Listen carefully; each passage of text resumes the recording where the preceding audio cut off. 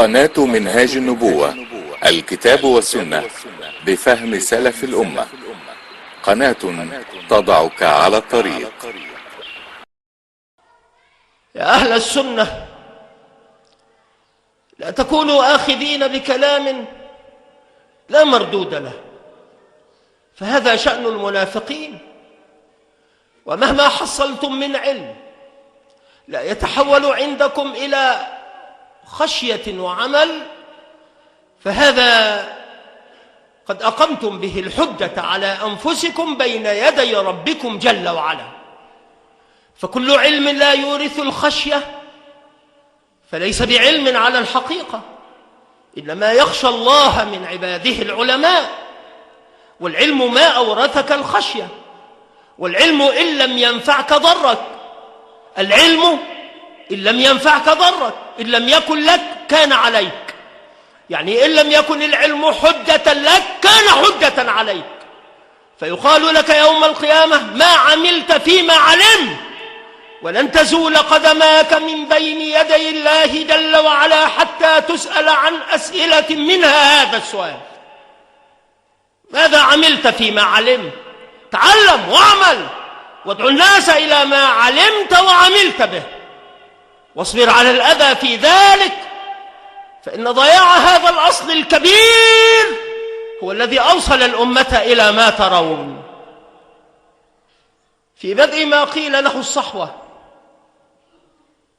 أقبل شباب على دين الله جل وعلا بعد الحظر، فأقبلوا عليه تعلما.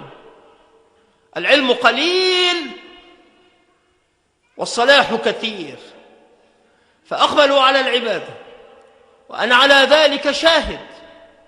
أقبلوا على العبادة بقلوب مخمومة كانت تقبل على الله تبارك وتعالى إقبالا كاملا بلا علم، فتخطفت من مبادئ الطريق، وعدت الجماعات التي كانت نائمة فاستيقظت، وكانت هاجعة فقامت من رقدتها، قامت فوجدت تلك الحصيلة العظيمة فتخطفتها، فذهب كل في سبيل، وأقام الله جل وعلا من أقام على الحق لا يرين، وألزمه الصراط المستقيم، وأقبل من أقبل على العلم،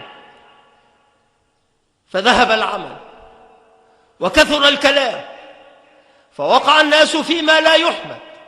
ومعلوم أن المرء لا نجاة له إلا بأن يحقق التوازن بين أمرين عظيمين، بين القوة العلمية والقوة العملية.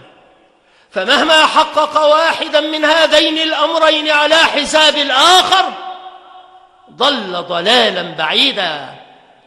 من حقق القوة العلمية على حساب القوة العملية وقع في الرياء لا محالة، ووقع في القول على الله بلا علم، كشأن أولئك الجهال الذين يتكلمون بما لا يعرفون.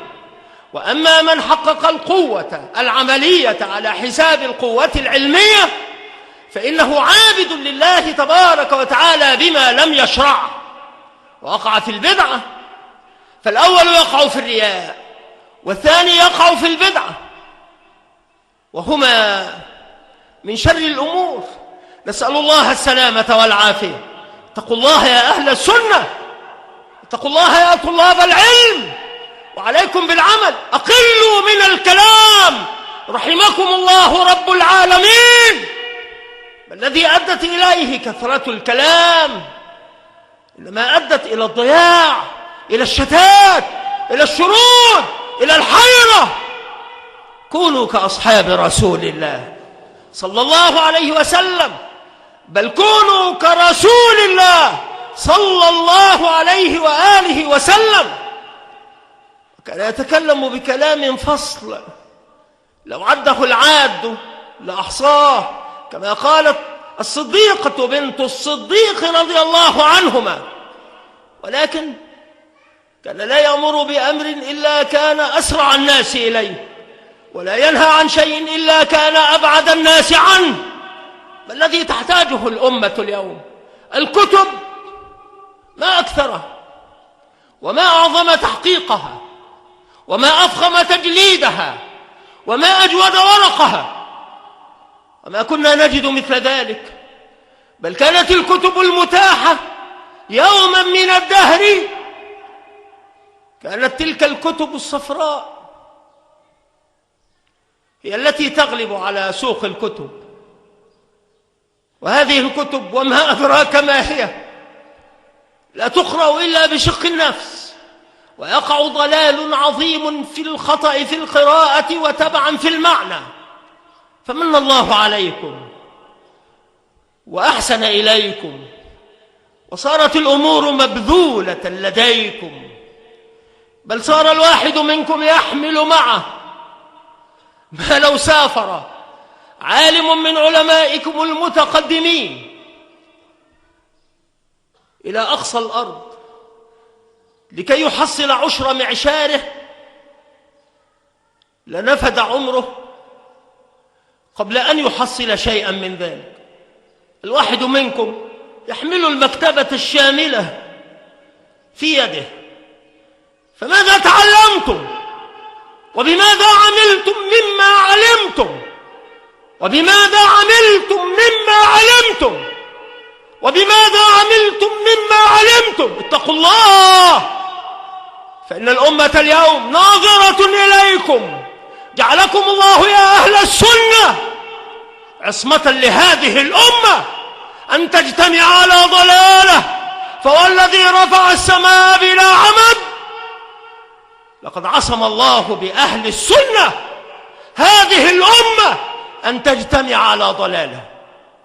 فأنتم على الحق المبين، تعلموه واعملوا به وادعوا إليه واصبروا على الأذى فيه، والله يرعاكم ويتولاكم ويسدد على طريق الحق خطاكم. وصلى الله وسلم على نبينا محمد وعلى آله وأصحابه أجمعين. قناة منهاج النبوة، الكتاب والسنة بفهم سلف الأمة، قناة تضعك على الطريق.